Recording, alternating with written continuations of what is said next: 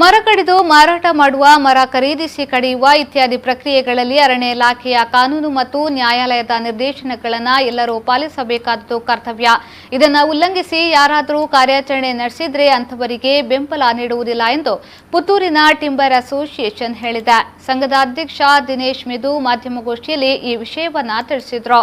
ಕಾನೂನು ಉಲ್ಲಂಘನೆ ಮಾಡದ ರೀತಿಯಲ್ಲಿ ನಾವೆಲ್ಲರೂ ಕೆಲಸ ಮಾಡಬೇಕೆಂದು ನಮ್ಮ ಸಭೆಯಲ್ಲಿ ಸದಸ್ಯರಿಗೆ ತಿಳಿ ಹೇಳಲಾಗುತ್ತದೆ. ನಮ್ಮ ಸಂಘದಲ್ಲಿ ಮರದ ಮಿಲ್ನವರು, ಮರದ ವ್ಯಾಪಾರಿಗಳು, ಈ ಉದ್ಯಮದಲ್ಲಿ ಕೆಲಸ ಮಾಡುವವರು ಇದ್ದಾರೆ. ಸುಳ್ಯ ಮತ್ತು ಪುತ್ತೂರು ಭಾಗದಲ್ಲಿ ಟಿಂಬರ್ ವ್ಯಾಪಾರಿಗಳು ಸಂಘದ ಸದಸ್ಯರಾಗಿದ್ದಾರೆ. ಕಾನೂನು ಉಲ್ಲಂಘಿಸಿ ಕೆಲಸ ಮಾಡುವವರ ವಿರುದ್ಧ ಇಲಾಖೆ ತನ್ನ ನಿಯಮಗಳ ಪ್ರಕಾರ ಕ್ರಮ ಕೈಗೊಂಡರೆ ಅದಕ್ಕೆ ಸಂಘ ಆಕ್ಷೇಪ ವ್ಯಕ್ತಪಡಿಸುವುದಿಲ್ಲ ಎಂದವರು ಹೇಳಿದರು. ಸಂಘದ ವತಿಯಿಂದ ವನ ಮಹೋತ್ಸವ ಹಾಗೂ ಸನ್ಮಾನ ಕಾರ್ಯಕ್ರಮವು ಜುಲೈ 7ರಂದು ಬೆಳಿಗ್ಗೆ 11 ಗಂಟೆಗೆ ಪುತ್ತೂರು ಎಪಿಎಂಸಿ ಪ್ರಾಂಗಣದಲ್ಲಿ ರೈತ ಸಮುದಾಯ ಭವನದಲ್ಲಿ ನಡೆಯಲಿದೆ ಎಂದು ಇದೇ ಸಂದರ್ಭದಲ್ಲಿ ಅವರು ಹೇಳಿದರು.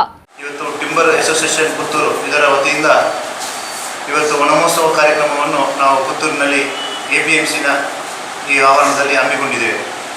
ಈ ಒಂದು ಕಾರ್ಯಕ್ರಮಕ್ಕೆ ನಮ್ಮ ಜೊತೆ ಕರ್ನಾಟಕ ಉಪವಲಯ ಅರಣ್ಯಾಧಿಕಾರಿಗಳ ಸಂಘ ಮಂಗಳೂರು, ಎಪಿಎಂಸಿ, ಶ್ರೀ ಕ್ಷೇತ್ರ ಧರ್ಮಸ್ಥಳ ಗ್ರಾಮಾಭಿವೃದ್ಧಿ ಯೋಜನೆ ಪುತ್ತೂರು ಮತ್ತು ಅಡಿಕೆ ವರ್ತಕರ ಸಂಘ ಮತ್ತು ರಾಜ್ಯ ಪ್ರಶಸ್ತಿ ಸವಣೂರು ಯುವಕ ಮಂಡಳದ ಒಂದು ಸಹಕಾರದೊಂದಿಗೆ ಈ ಕಾರ್ಯಕ್ರಮವನ್ನು ದಿನಾಂಕ 7ರಂದು ಶನಿವಾರ 11 ಗಂಟೆ ಈ ಕಾರ್ಯಕ್ರಮವನ್ನು ನೆರವೇರಿಸಲಿದ್ದೇವೆ. ಈ ಕಾರ್ಯಕ್ರಮಕ್ಕೆ ನಮ್ಮ ವನ ಮಹೋತ್ಸವ ಕಾರ್ಯಕ್ರಮವನ್ನು ಚಾಲನೆ ನೀಡಲಿಕ್ಕೆ ನಮ್ಮ ನಗರಾಭಿವೃದ್ಧಿ ಮತ್ತು ವಸತಿ ಸಚಿವರಾದಂತಹ ಟಿ ಖಾದರ್ ಅವರನ್ನು ಕೇಳಿಕೊಂಡಾಗ ನಾವು ಬರ್ತೇವೆ ಅಂತ ಹೇಳೋದನ್ನು ಭರವಸೆ ನೀಡಿ ಅವರನ್ನು ಈ ಕಾರ್ಯಕ್ರಮಕ್ಕೆ ಚಾಲನೆಗೋಸ್ಕರ ಅವರು ನಾಳೆ ಬರ್ತಾ ಇದ್ದಾರೆ.